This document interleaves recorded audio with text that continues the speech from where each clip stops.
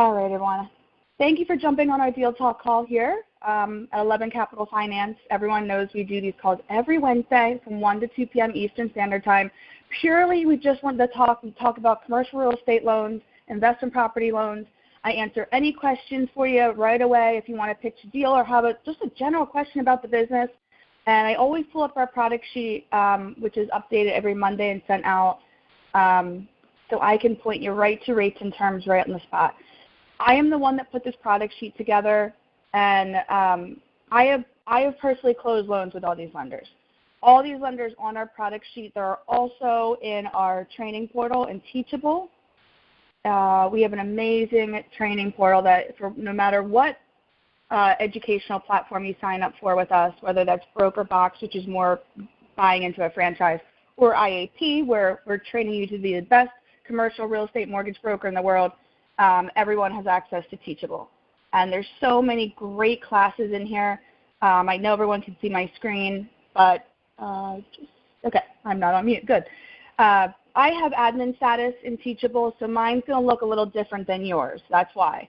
Obviously, all the published sections are the ones that everyone can see. But if you ever go into our lender training classes, a lot of people ask me for flyers. There's a million flyers in here. Every single lender we work with, and these are all nicely labeled. So you'll see permanent financing as one section, rehab is one section, bridge lending, ground-up construction. Those are all your buckets to commercial real estate lending. Every single lender in here has their own flyers, their own PowerPoints they've done with us. We've done, video conference. It's all in there, and everyone is able to download everything. So if you ever want flyers, they're right there, already accessible to you. Or again, you can always use, of course, our product sheet, because I really detail these programs. You can use them to create your own marketing piece if you want. We recently also revised our marketing, as some of you may be seeing, and we got some pieces out yesterday. And we do weekly loan e-blasts as well, just so everyone knows, to everyone in our CRM titled borrower. So it's very important when you put someone into the CRM, when you put a contact in there, that you label them as a borrower. And you'll see right when you enter them in here, contact type borrower. So when you go to put your borrower in, and I've noticed this a couple of times with everyone, you just put their name in, their first, last name. Now this deal happens to be 2 borrowers. Their email, contact type borrower. If you self-originated it, it needs to say IEP self-origination. Sometimes we get in leads, and it's not me and Abby can't call the people back. So if we know some of you are very active and you have the time and flexibility, this is not guaranteed, but we do sometimes give out leads because I know Colin spends a lot of time in the business. Roger, I know you do too, and then that would just be labeled as a house lead because we gave it to you. And then we would work out the commissions on that with you as well. And that's something I can get into some other day with you. But anyways, the point is, a lot of people have been emailing in asking, how do I put something in the CRM? I'm so happy that people are out there networking and engaging because everyone sees what's going on with the economy. We have a lot of great bank connections, but I can tell you a lot of borrowers are not going to be bankable in the next coming years. And I know that's really sad, but it's actually an opportunity for us. Because when someone's not bankable, that's really usually when they go on the internet, start looking for a mortgage broker to explain to them their options, and we can solve their problems. We're experts in the secondary market. In our CRM, in Teachable, which is our training platform that has all of our videos and documents and everything in it, you'll see, again, all the published classes all of our reps have access to. You'll see tools in here. There is a training on the CRM. There's a company directory also sent out every Monday that has the CRM's contact information. But the biggest thing anyone needs to know about the CRM is if you have a borrower applying, just put them in the CRM, just their first and last name. You always put the borrower in as their personal name. And that's because a lot of our borrowers, as they do repeat business with us, they're going to keep creating new company names per deal. We obviously, when I call someone as your back-end loan support, placer, processor, closer, I'm calling them as their personal name. I'm not calling them, addressing them as, Vermont's Construction LLC. All that information will get put into the background notes as we progress through the deal, and that's something I will do as I'm processing something. But let me do that. I handle all that. All anyone needs to do, whether you're an IEP with us or a broker box, we're thankful to have you on the team. We're thankful that, we see a lot of people originating. Keep at it. Keep at it. Keep at it. Keep at it. Is just put their first name, their last name, their email, borrower phone number, and how they originated, and that's it. You can tell them to go right to the main website because they're already in the CRM under you. You also want to definitely put people in the CRM because you see they're already a contact in there with another IEP or one of our broker bots, one of our loan reps. You need to check out the notes because if they're actively speaking to another one of our sales reps already about that loan, it happens. It happens a lot. It happens to me all the time too. People shop, what we call in this business. Then just email into loans, which I manage, and let me know, and I'll tell you how to handle the situation. But the way it works is whoever put the client in the CRM first, and if they are an active rep with us, it's their client. If someone's not active anymore, sometimes people, go for one of our educational platforms, and we obviously, educate them and train them on the business. And maybe this isn't for them. That's fine. It's not for everyone. If they're not active anymore, that rep's not active anymore, then of course, it's your lead. I'll assign it right over to you in the CRM. Evie, Megan Kaiser, and I have, of course, admin access in the CRM. So we have the master control. So I can assign anything to anyone.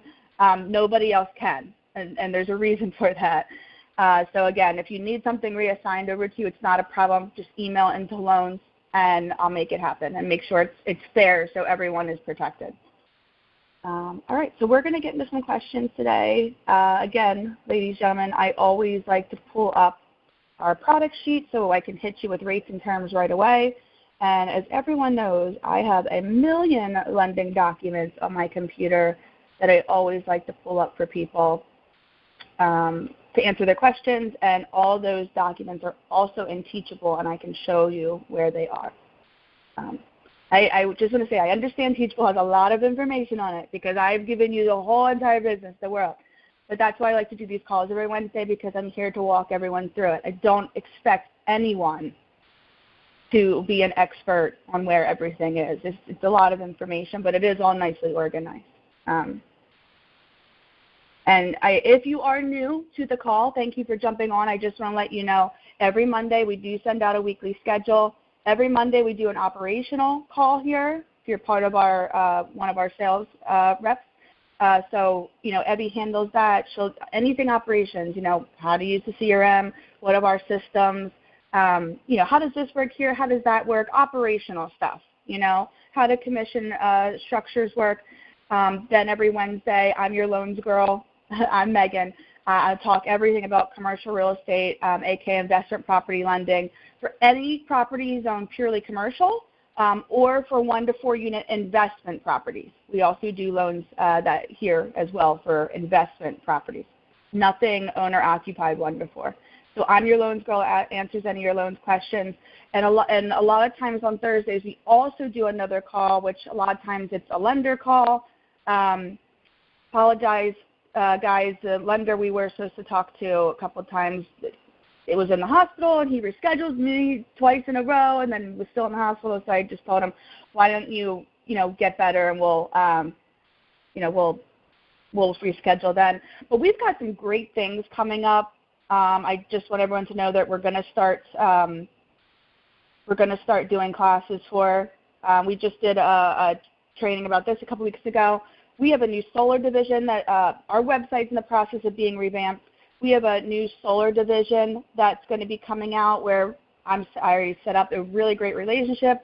That's just a point and click. Now our sales force here can make money doing that as well. I We're going to do trainings. I'll show everyone how to track that. Business loan division is being revised because I need our commissions to be increased from our current business loan relationship.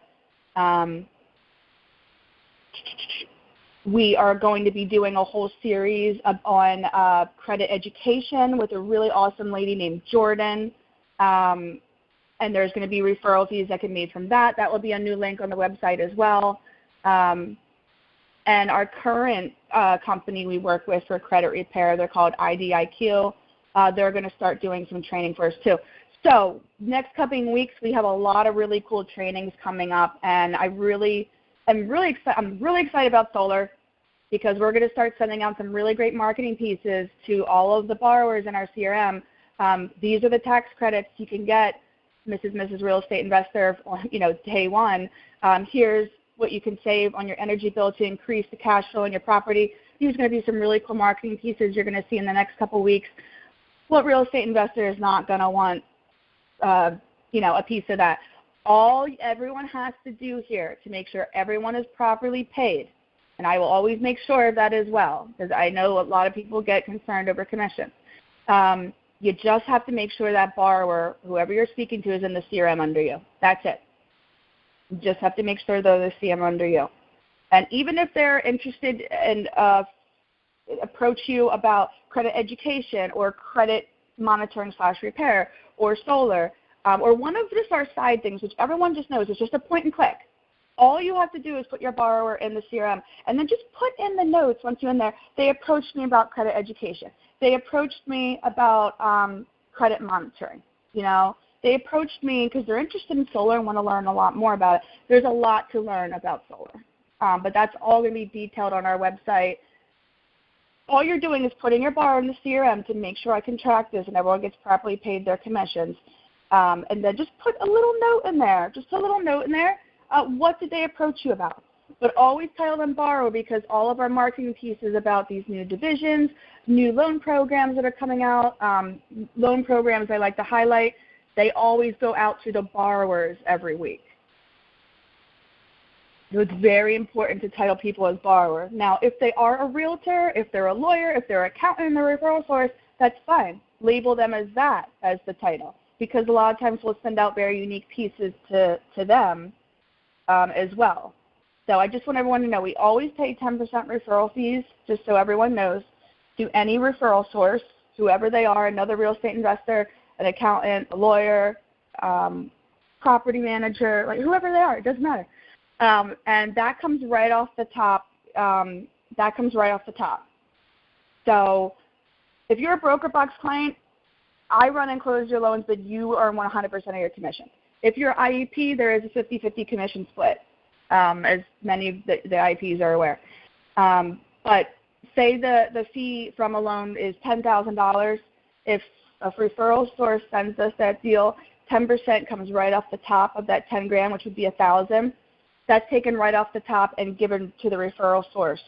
So then 11 Capital Finance and the IEP are splitting the remaining 9, 50-50. That's how it works. All right, so you know what? Let's get into these questions. I'm sorry. I just wanted to explain once again some of our really cool, exciting new initiatives that we're taking here to really grow the company, move forward in better directions. And I am personally taking back control of a lot of our systems that I used to not be in charge of, but for the company's best interest, I'm taking over control of operations along with Megan Kaiser and Evie, because there's a lot of things that need to be improved here. So every day, ladies and gentlemen, we're working on it to be the best commercial real estate mortgage brokerage company in the world. All right, let's get into it. Sorry, I always have too many screens here. Oh, right. All right, Colin, sorry for my long intro, but you have the floor. No problem, Megan. Well, first of all, it sounds like we got some exciting stuff coming down the pike. That's very good. Yes, and it's just great new little side things. Those side things I mentioned are not anything that anyone has to do a lot of monitoring. Again, just have to put in that CRM, and it's just a point and click, and I'll make sure everyone, it's closed, it's tracked, it's updated, and everyone gets their commissions. But again, you just just little side things that, of course, all have to do with working with real estate investors. Everything we do here revolves around working with real estate investors. We're not trying to be, the jack of all trades, master at none. We're not. These are just things that I get asked by real estate investors every day. Hey, do you have an insurance contact for me? Yeah, let's refer them. We should be making a referral fee on that. Hey, my credit's not that great. Can you refer me a company? Yes, I can. Let's make a referral fee on that. I get asked about solar, so they're just great little things that all of us as mortgage brokers can, again, just a point and click. And if that closes and there's a way that we're going to be able to track all of that as a team, just extra revenue streams for all of us. So I think that sounds exciting, right, Colin? Yeah. Well, I've got two things here, Megan. These are not deals yet, but they're looking like they could be. The first is I've got a client who wants to purchase a boat repair business, if you like, or property, the whole thing. Now, obviously, because it's a business, SBA would be the logical way to go. The purchase price is $4 million. It's got a very healthy NOI of $285,000 a year. So it's a nice business, been going 20-odd years. So he's buying it, real estate business and the whole thing. So as I say, SBA is an obvious, but he was a little concerned that when the offers are going in, which is reasonably soon, that guys that are non-SBA will have a better chance because they can close quicker. So I wanted to know if we have any non-SBA loans that would do for the property only. Obviously, this would not be for the business, but for the property in itself, being a standalone, basically, I guess it's a storage facility and repair facility. Yeah, so this is a really interesting deal. And I have worked on a property type like this before, so it's really interesting. I can tell you from working with people before in this line of work that repair boats, it is a very, very labor-intensive business. Those workers work so hard. So I just have a lot of respect for them and what they do and their craft.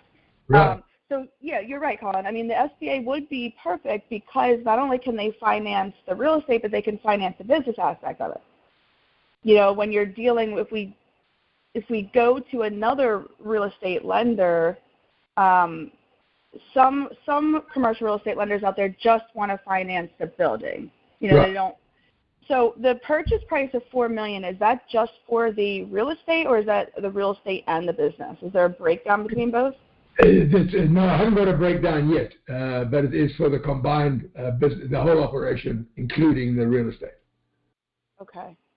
So that it would be interesting to figure out, because obviously we're just going to need a permanent loan application is what it sounds like, what the breakdown would be. But yes, that's why my recommendation would be SBA, because they can finance both of that.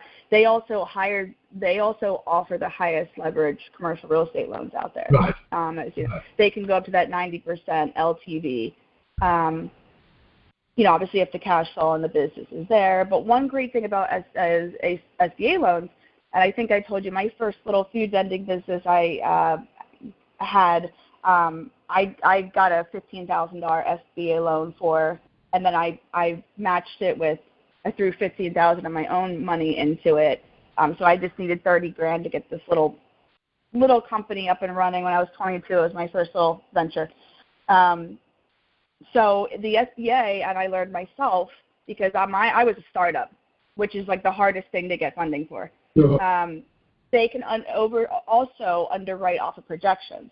So say, and I'm not saying this is the case, but if the business, the current business is being purchased, it seems like it's been around 20 years, probably very well established. But say maybe there are some things that need to be improved, and maybe the finances are slipping up a little bit. Maybe the current owner's just, he's retirement age and is ready to move on. That's why he wants to sell. If some type of finances have been going, down a little bit, they can underwrite off of projections. Now, when we do a loan like this, just so you know, I mean, you already know, Colin, but there's going to be a lot of documents involved in this, which is fine. Right. And, I'm hoping the seller is very willing to give up their proof of their real estate and business income. When I say that, everyone gets really scared and they're like, oh my God, they need my tax returns. No, we never need a seller's tax returns. I understand it's very private information. Your home address is on there, your social security number. We don't need that. All we ever need from a seller is real, income and expense reports, aka P&Ls yearly, for every year, for the past probably 4 years on this and the current year to date. Definitely the past 3 years. But 4 may be better just because of, COVID and everything. Right. And then a current year to date, which, the year is almost over anyways. So that's all we ever need, just so you know, if your buyers are ever, if the seller, if you, obviously you're dealing with the buyer, aka the borrower. If the seller ever gets concerned when we say we need proof of the property's income, the seller always thinks we need copies of the tax return. No, I'm not asking for your private tax return. No one's expecting you to do that. But what state is this deal in? Florida. Florida, did you say? Florida. Florida. Okay. So I love this credit union we work with, Program 8. I'm actually doing a really cool loan with them right now on a commercial property. Program 8. Yeah. So they are very creative. They typically just lend on the real estate, but obviously when it comes to this business, the real estate, aka the holding company, is going to have its own set of financials. And again, we just need P&Ls. That's it. Right. And then the business inside is going to have its own set of financials. Right. So we're going to need both, obviously, if the buyer is looking for financing on both. And even if we can only get a lender to lend on the real estate and they don't want to go SBA because that timeline to close, you're right, is now the borrower, if they get things in quickly, they can drastically speed this up. The reason why that is usually a 60 to 90 day closing, Colin, just so you know, is really because the borrower takes so long to get the documents in. Now, the SBA, I understand, they drag you through it with docs. They really do. Right. And you really have to be working with the right SBA lender to try to make this process as least painful on the borrower as possible to get them to go through it. Right. So I still would recommend SBA, and if they are really fully prepared and loaded with, their tax returns, personal financial statements, credit reports, stuff like that, once we get a permanent financing application, obviously I'll get you guys the list very quickly. Oh, that's great. You're giving me ample there to go ahead with, so thank you for that. Yeah, now, but I don't want to take the whole time on this, but I got one more. And this is came in 2 days ago. This woman, she's an investor, and in this case, it also happens to be in Florida. And she was purchasing and has experience in purchasing the regular fix and flip single family, sometimes a duplex. So she's got a bit of experience in that, about 4 years of experience. But the one she's looking at now is a single family house which has been operating for 2 years as a 9. I'm not quite sure how they get 9 here, because they obviously converted the sitting room and maybe the dining room and so on. But a 9-bedroom weekly rental business. So the property is in actual fact I thought initially a sort of a boarding house, but it's not. It's a weekly rental situation as opposed to a monthly rental. So that in itself is not too bad, but this is being converted, as I say, from a single family, obviously quite a large one, home into this 9 weekly rental. What kind of loan programs would I even begin to look at for that? Okay, great. So I'm just going to give you one more tip on the boat thing, and then we're going to move on to that one real quick. Right. And just so far, you're the only one that has any questions anyway. So, we can spend all day. So on the boat purchase, I would also recommend Program 8 if you want. You're going to recommend 2 to your clients because they're probably asking you for rates and terms. I would also recommend Program 8 on commercial properties. They go up to an 80% LTV. Everyone is very concerned about their LTV, especially when it comes to high purchase prices like this. That's the credit union. Yep, Program 8, they lend in Florida, and they go up to 80% LTV on commercial properties as long as the property debt. Yeah, that's a great one. Yeah, as long as the property debt service is at 1.25. They may even consider financing the business. They don't always do this, but I'm sure someone that is buying this building is probably a very sophisticated person, has a robust personal financial statement and stuff, so they can become very creative. I've done some very creative things with this credit union. One reason I keep suggesting them right now as well for clients is because the credit union Program 8 has no prepayment penalty, which is great. Every other commercial real estate lender out there in the world has a prepayment penalty. The credit unions do not, just so you know. Typically they don't. So, we all understand where interest rates are right now. I have been able to get them actually down to 7.25. But yeah, for years it was a fantastic rate. And again, right now it is, yeah. And again, there's no prepayment penalties. So someone might be getting like a 6.8 from their local bank or something like that, but it's going to come with at least a 3-year prepay, Colin. Usually, at least with bank, usually 5, but at least 3. So again, if we get someone else in office and interest rates go down, or something great happens with the economy, because there is no prepayment penalty on this loan program, they can refinance right back with the credit union, knock that 7.5 down to hopefully 5.5 or wherever it's going to be, in 3 years. So I just wanted to give you those programs for your boat purchase borrower, Program 2 and 8. And again, 8, it's a 10% reduction in LTV, which, it's just going to depend on what your borrower can do and can't. But again, there's no prepayment penalty there like the SBA has for at least 5 years. So, and just so you know, SBA interest rates are really, really high. They're like 14% right now. What? Yeah, I know. I was shocked. I'm literally working on an SBA loan right now, and it's literally insane. And I updated this actually because of that, because when I got the term sheet from the lender, I was like, 14%? Like, what? Like, SBA interest rates used to be 3% or something.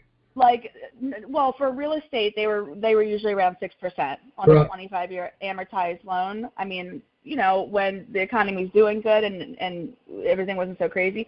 But, the SBA lender that we work with a lot of great ones. They all keep telling me, SBA interest rates are based on prime, and prime right now is 8.5. Right. So it like any SBA lender you talk to, Colin, they're like, we're not giving out money for what it's costing us, at 8.5%. So they're going to put some type of spread on it, which that spread doesn't just go to that bank. It also has to go to other parties as well. So it's not like that lender's getting all that spread. They're usually splitting it with another party. So, I mean, their borrowers are looking at at least 12% on an SBA loan. Yeah. So another reason for the boat people that I would recommend Program 8 is because, again, let's look at 7.5, no payment penalty. Hopefully when things calm down, they can refinance direct. Me and you can talk about that. Right. Oh, that's right. No, they can if you want to let them refinance direct, they can. But all of our lenders, the way it works, if we refer you a deal and it closes, they always protect us for 2 years. Right. If you're staying in touch with your client, I do think we should get a tiny referral fee on the refinance, but it's something me and you. Sure. But however you want to handle it with your client, I'm game for however you want to do it. Okay. So with your next deal you got, this is an interesting one. So she is purchasing the property, and you said she still has to do the renovations, right, to turn it into that 9-bedroom. No, it's actually been operating for, she said, approximately 2 years. So I don't know what approximately is at this time. We'll get it exactly, but let's call it about 18 months, just to be safe, as that. So in other words, the seller has at least 12 months and possibly 24 historical income evidence. Okay, so this is awesome, Colin. This is like when you get a really unique property type like this, and at least it has proof of being used, what it's being used for, and has some past historicals, that's when, yes, it is a unique property type, so, that's where there's a little difficulty placing, but I already know who to go to. But at least I can prove it has past, proof of income, making money being used as this, which is great. Because a lot of times I'll also run into issues where you get a unique property like this, and then that's just what the borrower plans to do with it. There's no historicals on it. Right. Yeah, so then it becomes interesting. But it's still something we can potentially get done. But on this one, this is great. I just have a couple of questions about the property real quick so I can make sure I'm pointing in the right direction with these programs, because I'm sure you want to get your borrower some preliminary rates and terms. I know, so I understand it's a 9-bedroom weekly rental. I'm assuming everyone joint shares the kitchen? Oh, I can only imagine so, because, the rest of the bedrooms are toilets. The bedrooms are the bedrooms, and maybe the en-suite's got the only one with a toilet attached and a bathroom. But the rest must share both the bathroom facilities and the kitchen, yes. Okay. And then I'm sorry, I know you just mentioned this, but I just want to make sure I heard you. Does each bedroom have its own bathroom? No. Okay. So how does that work then?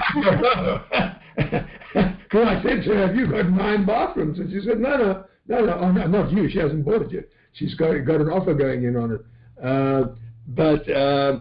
No, they haven't. Each one does not have its own bathroom. So, it may, when I dig deeper into it, because this just came in day before yesterday, when I dig deeper into it, I'll find out, because otherwise it might just be a room rental, but then where the heck do people go to the bathroom, and how the hell do they cook some food? So yeah, and that's going to be any lender's number one question when it comes to this deal. And again, there might be like bathrooms in the hallway that, maybe every 2 rooms shares or something, but we do have to figure out, we understand the bedroom count, we have to understand the bathroom count and how the bathrooms are being used or where they're at, and then I'm assuming in a house there's usually only one kitchen, so I'm assuming that's the case. Hopefully it's very big. If there's 9 bedrooms. The plumbing and all the electrics in the kitchen, I'm sure they don't have more than one. Yeah. So all we need on this is a permanent financing loan application, but I just need to be like really detailed on, obviously this is a refinance. I'm not sure if she needs to cash out at all, but. This is a purchase, yeah. Oh, I'm sorry. Okay, so I'm sorry. I thought you said she purchased it and renovated to do that, but she's buying it as a operating building, almost like an apartment building, but it's a single family. It's zoned investment. Single family investment property, but it's permitted and whatever other necessary county or city rules are applicable, because it has been operating for around 2 years. So she's going to purchase it. Okay, cool. Okay, I got it. Yeah, and one thing so obviously you're going to fill out a permanent financing purchase transaction. Sorry. Right. One thing you definitely want to make sure of when you're working with her and getting that loan application done with her is tell her, because I've dealt with properties like this several times, and they can be very tricky to get done because of how the property is being used, Right. But tell her she needs to get proof from the seller that the property is permitted to use pretty much as an Airbnb, weekly rental. Right. Just tell her that needs to be in her purchase, like, at the end of a purchase and sales contract, sometimes there's extra documents attached. Yeah. Or the realtor can send a separate document. She needs proof that it's permitted like that, because I've been through deals like this where I'm obviously representing the buyer and the seller's telling us, yes, it's legally permitted, blah, blah, blah, and then the appraisal happens on the property, and then the appraiser finds out, because they're going to, of course, go to the local courthouse and they're going to do a bunch of research. You know how appraisers are. The appraiser finds out it's not permitted to do what it's being used for, And then, of course, if it's not, the lender's going to blow. They're not going to lend on it unless the local government allows it. So anyways, I would just tell her before she even signs that purchase and sales agreement, she needs proof from the seller that it is permitted for that she needs a permit, an approved permit. Really good point. Absolutely, yeah. No, I've been down this road several times, just so you know. So I have. It's really painful when you're in a situation where you don't verify that up front, and then your borrower has paid for an appraisal, and you're going down this process. And then, it's not like the lender's totally blowing up the deal, but our lender's like, look, it has to get permitted in order for us to close on the way it is. So, the seller is going to have to handle, the seller and the buyer are going to have to handle getting it permitted.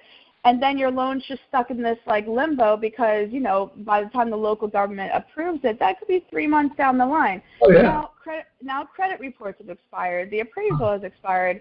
Appraisals and credit reports are only good for 90 days, 3 months. Yeah. So that's why I always, when I get into a situation like this, make sure we get proof of that up front.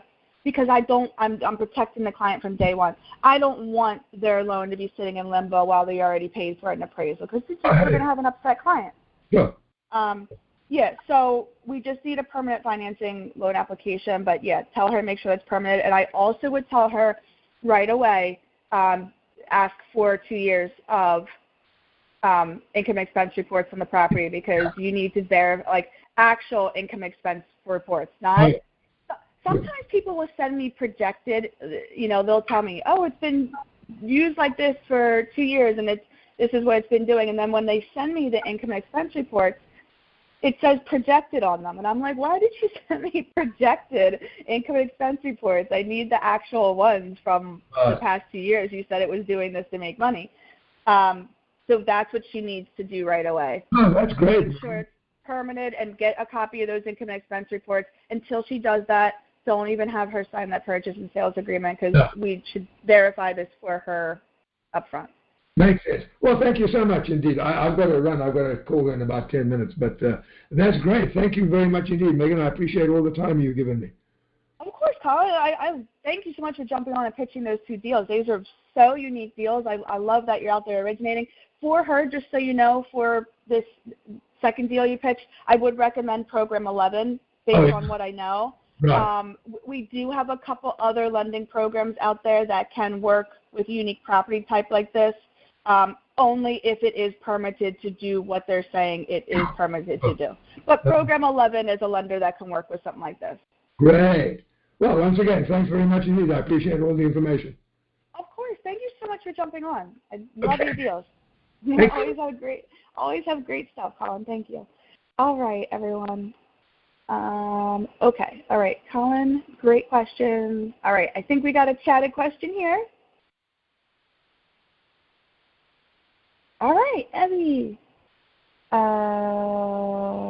Okay, all right, looks like Joseph, you're on the call with us as well. So it looks like you have a foreign national deal. It's great. We can work with foreign nationals. We have a lot of lenders that work with foreign nationals, and I'll get into that a little bit. So, Joseph, the only thing you need to do if you want to ask a live question, you just hit *6. If you use your phone to dial in, you hit *6. Or if you just used your link to dial in and you're just viewing my screen, which is fine, you can actually turn up the sound right on your computer, and you can also talk through the computer with the Start Meeting conference call software. You can live chat us, or you can hit an audio button right on the little box that pops up on the link, and that will also get you into the live queue. So totally up to you if you want to do a live question or if you just wanted to chat. But Evie, thank you for bringing it up. Let me just address some things about foreign nationals because we get asked these questions all the time. Now, many of the lenders we work with, just so everyone is aware, require anyone that is a foreign national. There's many different types of foreign nationals. But pretty much what that means is you're not a U.S. citizen.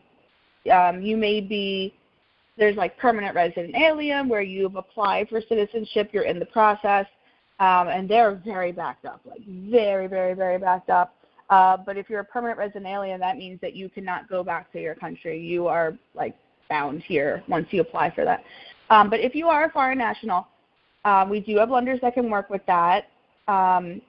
Any foreign national, any investment property that they are buying, they must use a U.S. entity, United States entity to close. Has to be a United States entity to close on that property. Obviously, the property has to be in the United States, just so everyone's aware. The foreign national typically always also needs to live in the United States, just so everyone is aware. We do have a lender that we work with.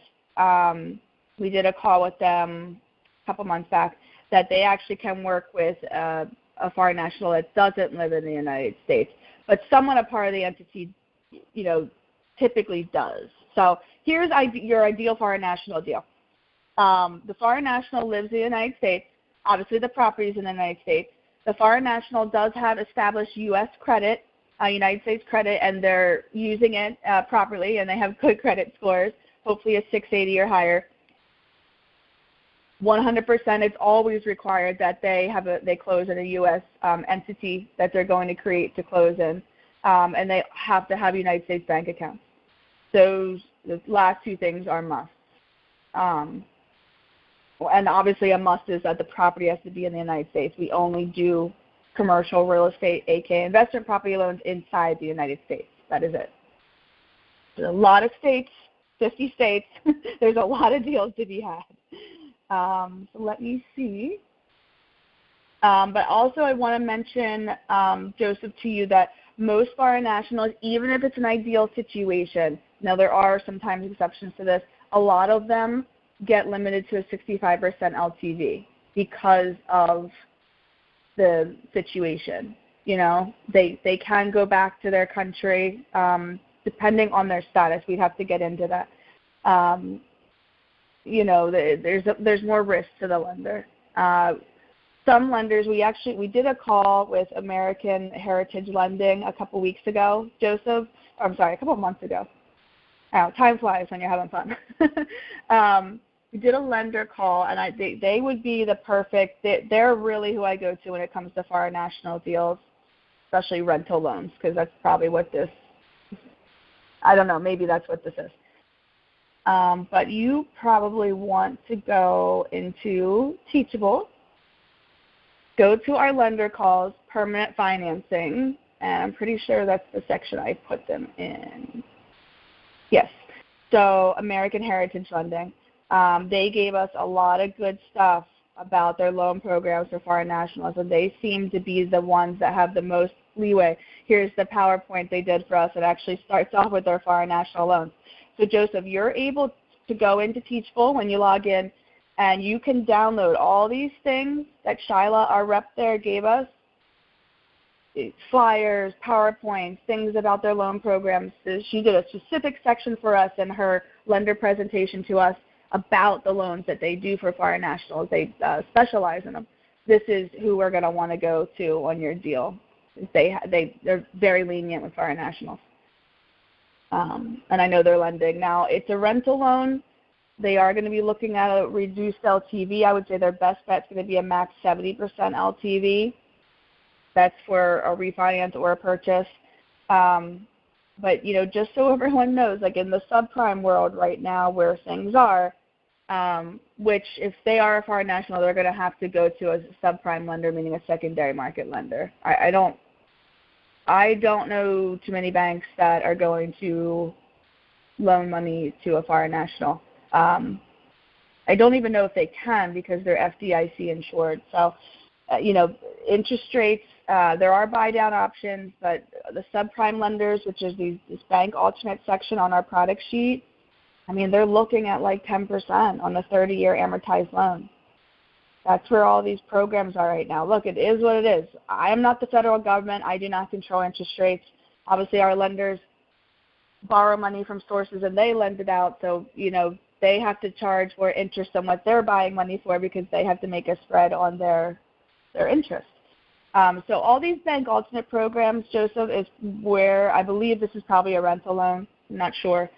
Programs 9 to 19, that's going to be all the rates and terms they're looking at. You'll see in the program details of each one of these programs, some of them the lenders I have put in there, and it states if they can lend to foreign nationals or if they can't. But I could tell you when we did a call with American Heritage Lending, they were very lenient on foreign nationals, and I know they're closing right now.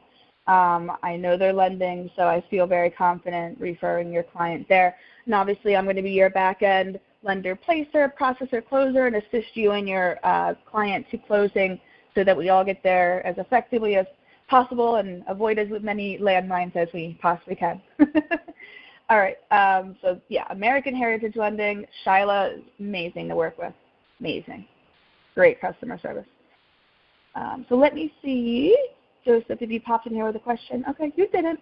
No problem. I just wanted to give you as much information as I can about foreign nationals because it gets brought up a lot. So, all right, everyone. Well, it doesn't look like, I'm sorry, is there something there? Why won't I let me see that? Okay, it was me. All right. Doesn't look like anyone has any questions. I know we're at the, the hour mark. So I just wanted to let everyone know, thank you for jumping on with me today, and we'll be back here next Wednesday, of course, same time. And in the meantime, if anybody has any questions, please email me, and I'll get those answers for you in 24 to 48 hours, everyone. Thank you so much for your time, and it's loans@11caplending.com. Have a great day, everyone. See you next Wednesday. Bye.